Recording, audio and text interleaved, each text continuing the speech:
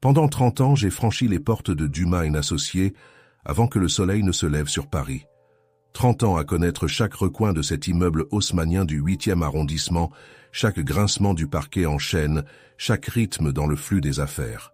J'ai sacrifié mes week-ends, mes vacances, mes dîners familiaux, tout pour cette entreprise en laquelle je croyais profondément. Je n'étais pas qu'un nom sur une fiche de paie. J'étais celui vers qui on se tournait quand on avait besoin de réponses, de solutions, d'orientation. J'ai formé les nouvelles recrues fraîchement sorties de HEC ou de l'ESSEC, apaisé les clients mécontents et maintenu les projets sur les rails quand personne d'autre ne pouvait le faire. Mon identité s'était tissée dans la trame même de cette entreprise. J'ai vu Dumas & Associés se transformer au fil des décennies, des débuts modestes dans le conseil financier, une expansion rapide sous l'ère Mitterrand, la reconnaissance dans le milieu des affaires, puis finalement une position dominante après la crise de 2008. Je me suis adapté aux nouvelles technologies, j'ai survécu à 3 restructurations et je suis resté fidèle au poste à travers le chaos des changements de direction. Chaque succès que l'entreprise célébrait, je le ressentais dans mes os. Comme s'il s'agissait de ma propre réussite personnelle. Je croyais que la loyauté et l'engagement seraient toujours reconnus, que les années que j'avais données compteraient, quand ce serait important.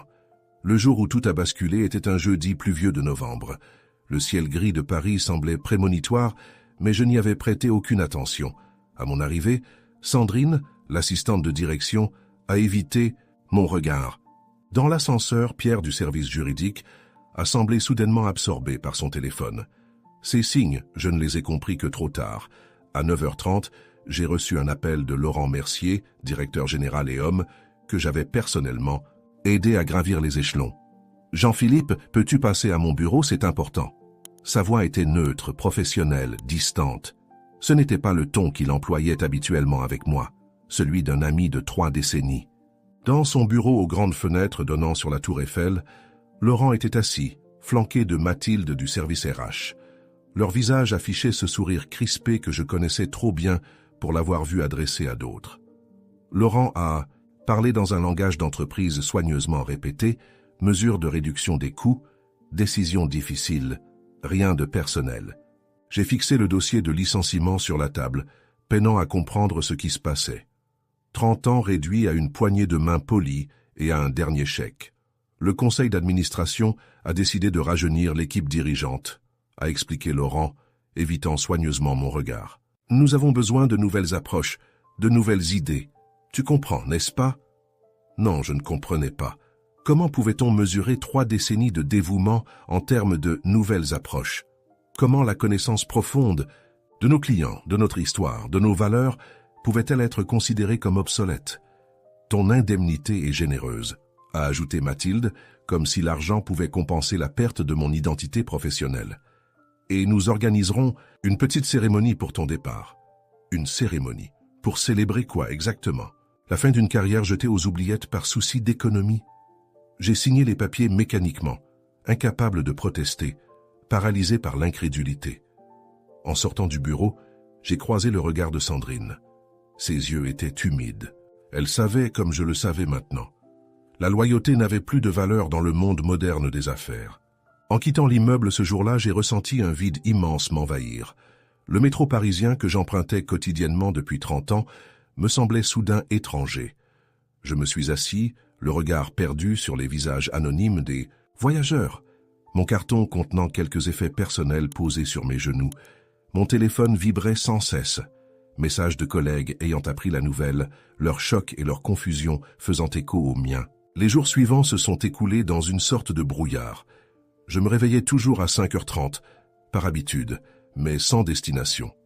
Je préparais machinalement mon café dans mon appartement de Neuilly, avant de réaliser que je n'avais nulle part où aller. Ma femme, Catherine, essayait de me réconforter, mais elle ne comprenait pas vraiment. Comment le pourrait-elle? Pour elle, c'était peut-être l'occasion de prendre enfin cette retraite anticipée dont nous parlions vaguement depuis des années. Mais quelque chose d'inattendu a commencé à se produire. Le mardi suivant mon licenciement, mon téléphone a sonné.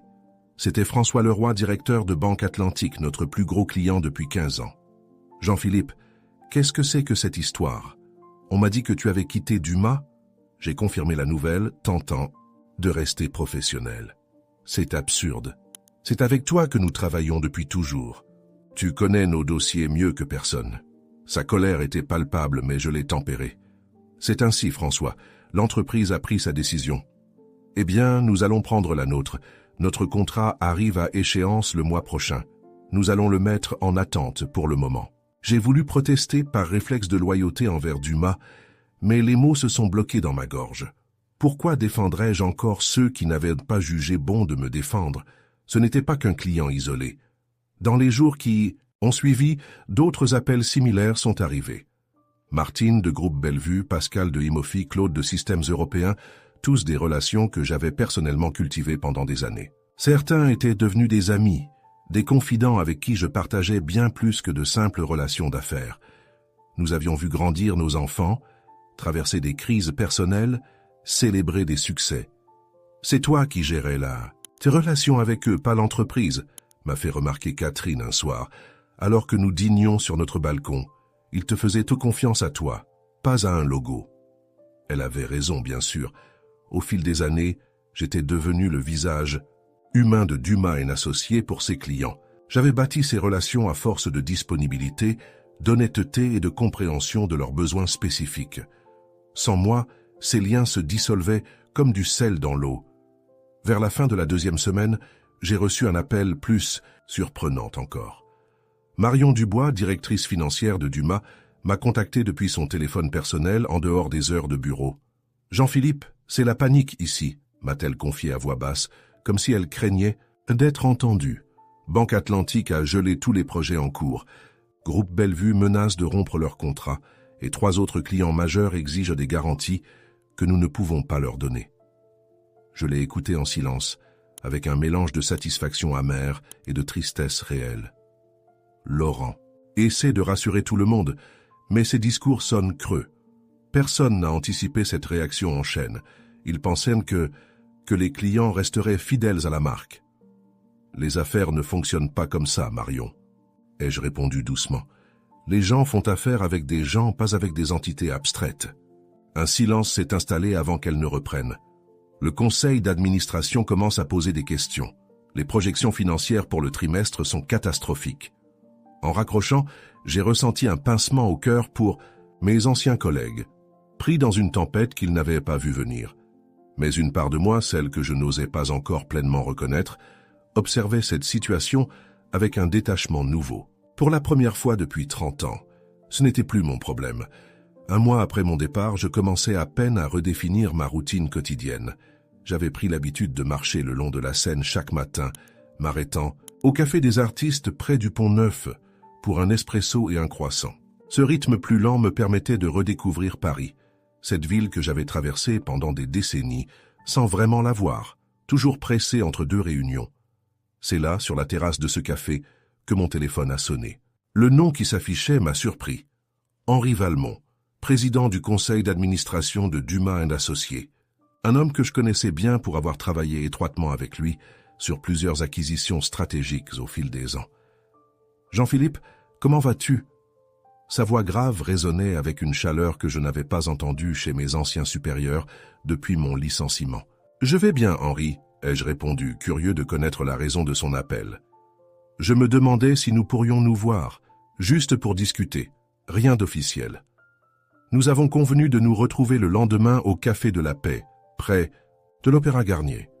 Henri est arrivé avec quelques minutes de retard, chose inhabituelle pour cet homme d'une ponctualité militaire. Ses traits semblaient tirés, les cernes sous ses yeux trahissant des nuits d'insomnie. « Merci d'avoir accepté cette rencontre », a-t-il commencé après avoir commandé un café serré. « Les choses ne vont pas bien, Jean-Philippe. J'ai attendu qu'il poursuive, sachant par expérience que le silence est souvent le meilleur moyen d'amener quelqu'un à s'ouvrir. Les chiffres du mois dernier sont catastrophiques. Nous avons perdu presque 30% de notre portefeuille client en 4 semaines, du jamais vu dans l'histoire de Dumas. » J'ai hoché la tête, sans surprise. Marion m'avait déjà donné un aperçu de la situation. « Ce qui m'intrigue, c'est pourquoi, » a continué Henri, me regardant droit dans les yeux. « Qu'est-ce qui se passe vraiment, selon toi ?» J'ai pris une gorgée de mon café, réfléchissant à ma réponse. Je n'éprouvais aucun plaisir à voir l'entreprise que j'avais servie pendant si longtemps traverser des difficultés. Mais je devais être honnête. Vous avez supprimé la personne qui maintenait ensemble la toile délicate des relations, des processus et des connaissances institutionnelles, ai-je expliqué calmement. Vous m'avez vu comme une simple ligne salariale sur une feuille de budget, sans réaliser que j'étais le pont humain entre l'entreprise et le monde extérieur. Henri a fermé brièvement les yeux, comme pour encaisser le coup. Laurent Nouki a présenté ton départ comme une simple réorganisation, un ajustement nécessaire pour moderniser l'équipe dirigeante. Et vous l'avez cru? Nous avons fait confiance à son jugement. Il est directeur général, après tout. J'ai laissé échapper un rire sans joie. Ironique, n'est-ce pas? La confiance, c'est exactement ce que Dumas vient de perdre auprès de ses clients. Henri a sorti de sa serviette un dossier qu'il a posé sur la table. Le conseil a convoqué une session extraordinaire hier. Laurent a été sommé d'expliquer l'effondrement de la confiance des clients et la vague soudaine de contrats annulés. Il a ouvert le dossier, me montrant des graphiques et des tableaux qui illustraient la chute brutale des indicateurs financiers de l'entreprise. Les courbes descendantes racontaient mieux que des mots l'ampleur de la crise. Comment s'est-il défendu? Ai-je demandé, curieux malgré moi. Mal, a admis Henri avec une grimace. Il a tenté de rejeter la responsabilité sur les conditions du marché, les sautes d'humeur des clients, et même sur des problèmes de communication interne. Mais le conseil n'était pas dupe. J'ai imaginé la scène. Laurent, d'habitude, si sûr de lui, acculé dans cette salle de conseil aux boiseries anciennes, face aux regards accusateurs des administrateurs. Cet homme qui m'avait congédié avec des phrases toutes faites, forcé maintenant de rendre des comptes pour une décision prise à la légère. Et maintenant, ai-je demandé. Henri a hésité avant de répondre. Le conseil souhaiterait que tu viennes t'exprimer directement lors de notre prochaine réunion. Pas officiellement, bien sûr, mais comme un service. La demande m'a pris au dépourvu. Revenir dans ces locaux que j'avais quittés avec un sentiment d'humiliation, faire face à Laurent, expliquer à des hommes et des femmes qui avaient validé mon licenciement pourquoi leur décision était une erreur monumentale. J'ai besoin d'y réfléchir, Henri, ai-je répondu finalement. En rentrant chez moi ce soir-là, j'ai longuement discuté avec Catherine. Devais-je accepter? Était-ce une forme de justice ou simplement un moyen pour le conseil de se dédouaner de sa responsabilité? Et au fond, qu'est-ce que j'y gagnerais? Après 2 jours de réflexion, j'ai finalement accepté l'invitation d'Henri. Quelque chose en moi avait besoin de cette clôture, de ce moment de vérité face à ceux qui avaient si facilement effacé 3 décennies de ma vie. Catherine m'avait conseillé la prudence. Ne te laisse pas utiliser comme bouc émissaire, m'avait-elle averti. Mais je connaissais suffisamment le monde des affaires pour naviguer ces eaux troubles. Le jour de la réunion, j'ai choisi délibérément de ne pas porter mon habituel costume gris. À la place, j'avais opté pour un pantalon de lin beige et une chemise bleu pâle sans cravate. La tenue d'un homme libre des contraintes corporatives. En arrivant devant l'immeuble de Dumas & Associés, j'ai ressenti un étrange mélange de familiarité et d'étrangeté. Le vigile, Ahmed, m'a salué chaleureusement, ignorant visiblement les circonstances de mon départ. « Monsieur Durand, ça fait plaisir de vous revoir, vous nous manquez, vous savez. » Ces mots simples m'ont touché plus que je ne l'aurais imaginé.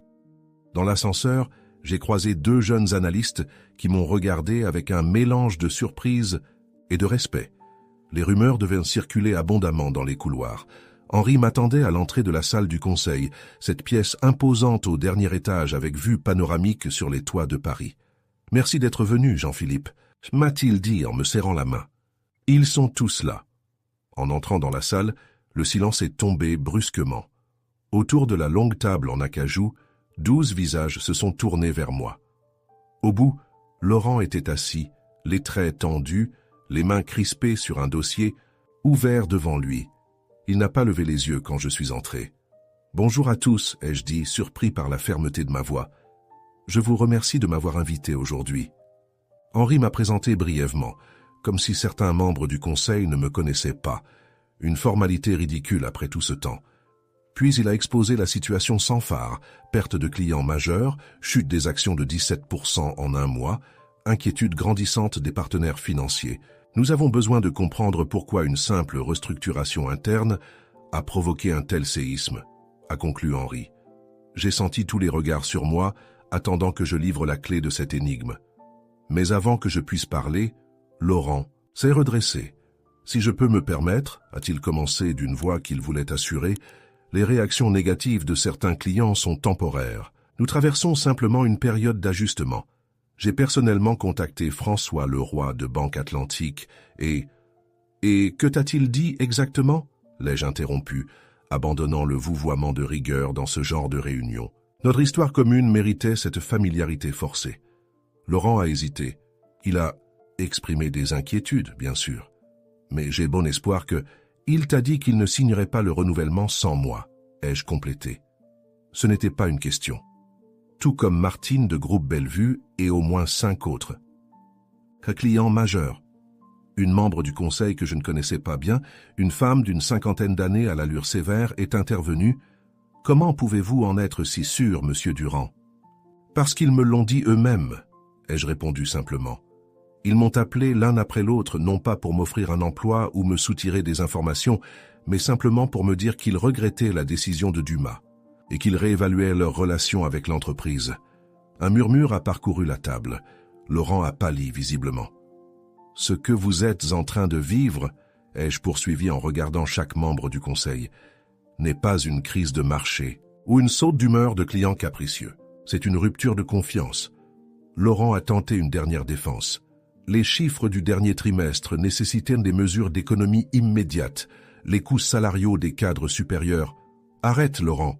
l'a coupé Henri avec une dureté inhabituelle. Les économies réalisées en licenciant Jean-Philippe sont déjà effacées au centuple par les pertes actuelles. La vraie question est, pourquoi n'as-tu pas anticipé ces conséquences? Acculé, Laurent a cherché du soutien autour de la table, mais n'a rencontré que des regards accusateurs ou fuyants. Le directeur financier, à sa droite, s'est soudain passionné pour ses notes. La directrice marketing fixait obstinément la vue par la fenêtre. « J'ai fait ce qui semblait nécessaire pour l'entreprise », a-t-il finalement murmuré, sa façade de confiance totalement écroulée. « Non », ai-je répondu doucement. « Tu as fait ce qui était facile.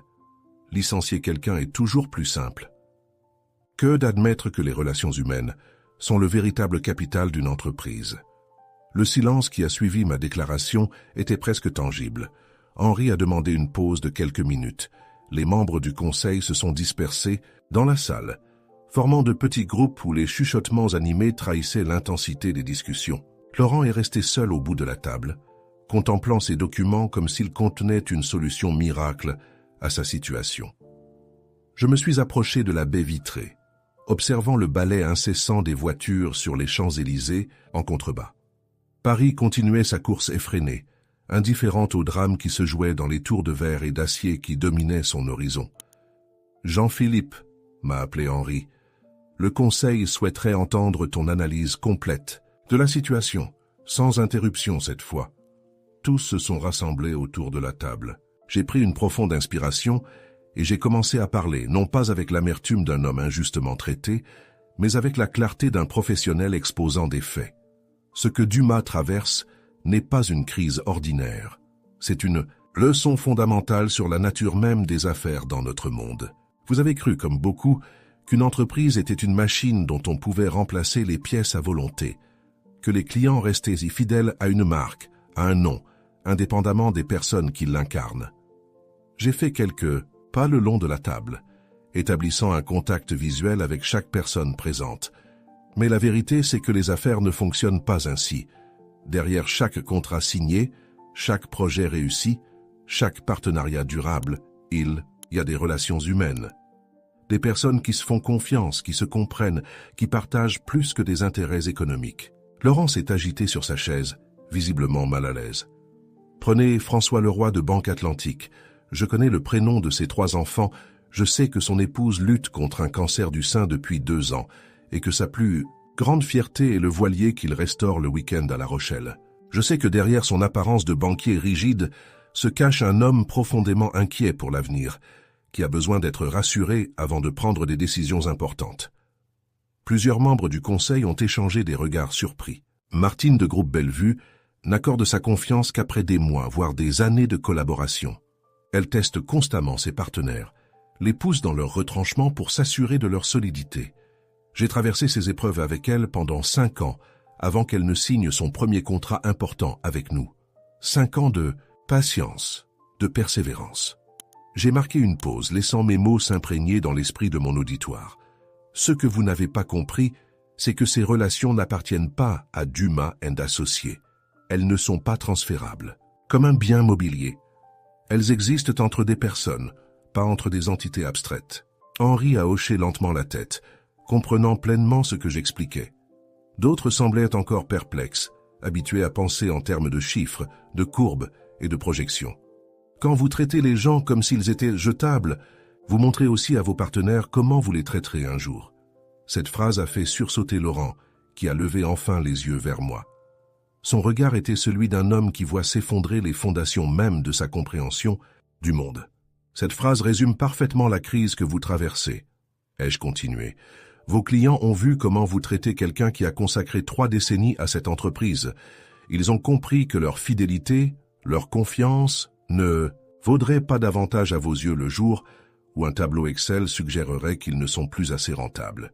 Un lourd silence a enveloppé la salle. Même les bruits habituels de la ville semblèrent s'être estompés. Je ne suis pas venu ici pour me venger ou pour savourer vos difficultés, ai-je conclu. Je crois sincèrement en ce que Dumas & Associés a représenté pendant des années l'excellence, l'intégrité, la vision à long terme. Mais ces valeurs ne sont pas gravées dans le marbre de votre hall d'entrée. Elles vivent dans les actions quotidiennes de chaque personne qui travaille ici. Et quand vos actions contredisent ces valeurs, les conséquences sont inévitables. Laurent s'est levé lentement. Il semblait avoir vieilli de 10 ans en 1 heure. « Jean-Philippe, a-t-il commencé, sa voix à peine audible, « je dois reconnaître que j'ai commis une erreur de jugement. Si tu... » J'ai levé la main pour l'interrompre doucement. « Il ne s'agit pas de moi, Laurent. Il s'agit de comprendre que le monde des affaires est d'abord un monde humain. C'est cette leçon qu'il te faut retenir, pas seulement pour moi, mais pour tous ceux qui travaillent encore ici. » En quittant la salle, j'ai senti un poids énorme se dissiper de mes épaules. Je n'étais plus défini par Dumas & Associés. J'étais enfin libre de redéfinir qui j'étais et ce que je voulais vraiment faire de cette nouvelle vie qui s'ouvrait devant moi. En sortant de l'immeuble de Dumas & Associés cet après-midi-là, j'ai ressenti une étrange sensation de paix. Je me suis assis sur un banc du parc Monceau tout proche, contemplant les enfants qui jouaient près du bassin, insouciants et libres. Le soleil printanier caressait les premiers bourgeons des marronniers, promesse d'un renouveau cyclique dont la nature garde jalousement le secret. J'avais passé plus de 30 ans à définir mon existence par une entreprise qui, à coup de final, m'avait considéré comme remplaçable. Mais maintenant, je voyais quelque chose qu'ils n'avaient pas su voir. Les relations que j'avais construites m'appartenaient à moi, pas à eux. La confiance et le respect que j'avais gagnés au fil des années me suivaient, indépendamment du logo sur ma carte de visite. Catherine m'attendait à la maison, curieuse de savoir comment s'était déroulée la confrontation. Je lui ai raconté la scène, l'effondrement de Laurent, les visages consternés du conseil. « Et maintenant ?» m'a-t-elle demandé en me servant. « Un verre de ce Sancerre que nous gardions pour les occasions spéciales. Qu'est-ce que tu vas faire ?» La question flottait entre nous depuis mon licenciement, mais c'était la première fois qu'elle me semblait chargée de possibilités plutôt que d'angoisse. « Je ne sais pas encore, ai-je admis, mais pour la première fois depuis longtemps, je me sens libre. » Cette liberté nouvelle a commencé à prendre forme dès le lendemain. François Leroy m'a appelé pour m'inviter à déjeuner au Jules Verne, le restaurant de la Tour Eiffel. Autour d'un plat de Saint-Jacques parfaitement préparé, il m'a proposé non pas un emploi mais un partenariat. « Je ne veux pas te rattacher à une structure rigide, Jean-Philippe. Ce serait gâcher ton talent. Je te propose plutôt une mission, de conseil stratégique, à tes conditions, avec la liberté de travailler aussi pour d'autres clients. » Cette proposition n'était que la première. Dans les semaines qui ont suivi, d'anciens clients et partenaires m'ont contacté les uns après les autres. Martine de Groupe Bellevue m'a invité à restructurer leur service d'investissement. Pascal Dimoffi m'a demandé d'analyser leurs perspectives d'expansion en Europe de l'Est. Claude de Systèmes Européens m'a proposé un siège au sein de leur comité consultatif. Sans l'avoir planifié, je me suis retrouvé à la tête d'une activité de conseil florissante, opérant depuis un petit bureau que j'avais aménagé dans notre appartement de Neuilly. Pas d'employés, pas de hiérarchie, pas de rapport trimestriel à présenter à des actionnaires avides, juste moi, mon expertise et un réseau de relations bâti sur 3 décennies de travail honnête. Catherine observait cette transformation avec un mélange d'admiration et d'amusement. « Tu n'as jamais été aussi vivant », m'a-t-elle fait remarquer un soir, alors que je terminais un appel avec un client potentiel en Suisse. C'est comme si on t'avait libéré d'une cage invisible. Elle avait raison. Pour la première fois, je définissais moi-même mon emploi du temps. Je pouvais refuser un projet qui ne m'inspirait pas. Prendre un vendredi pour accompagner ma petite fille à son spectacle de danse, ou simplement décider de travailler depuis une terrasse de café quand le temps s'y prêtait. Cette liberté avait un goût délicieux que je savourais chaque jour. Quant à Dumas & Associés, j'ai appris par Henri que l'entreprise traversait une période de profonde remise en question. Laurent avait été discrètement remplacé, et le conseil avait initié une révision complète de la politique de gestion des ressources humaines. Trop tard pour moi, bien sûr, mais peut-être bénéfique pour ceux qui y travaillaient encore. 6 mois après mon licenciement, lors d'une conférence sur la finance éthique où j'avais été invité comme intervenant, j'ai croisé Laurent. Il avait maigri et ses tempes s'étaient considérablement grisées. « Jean-Philippe » m'a-t-il salué avec une humilité qui ne lui ressemblait pas. « Tu as l'air en pleine forme. »« Je le suis », ai-je confirmé sans animosité. Le temps avait émoussé ma rancœur, laissant place à une forme de sérénité. « J'ai beaucoup réfléchi à ce que tu as dit ce jour-là, devant le conseil, » a-t-il continué. « Sur la confiance, les relations, la vraie valeur d'une entreprise, tu avais raison. » J'ai hoché la tête, acceptant tacitement ses excuses. « Je monte un nouveau projet, » a-t-il ajouté, avec une approche différente, centrée sur les personnes, pas sur les chiffres. « Si jamais tu voulais... » J'ai souri, touché par cette offre que je n'aurais jamais imaginée. « Merci Laurent, mais j'ai trouvé ma voie. Je te souhaite sincèrement de réussir dans cette nouvelle direction. » En le regardant s'éloigner dans la foule des participants, j'ai réalisé que mon licenciement, aussi douloureux qu'il ait été, avait été le catalyseur d'une libération dont je n'avais même pas conscience d'avoir besoin. Parfois, ce que nous percevons comme une fin n'est en réalité qu'un nouveau commencement.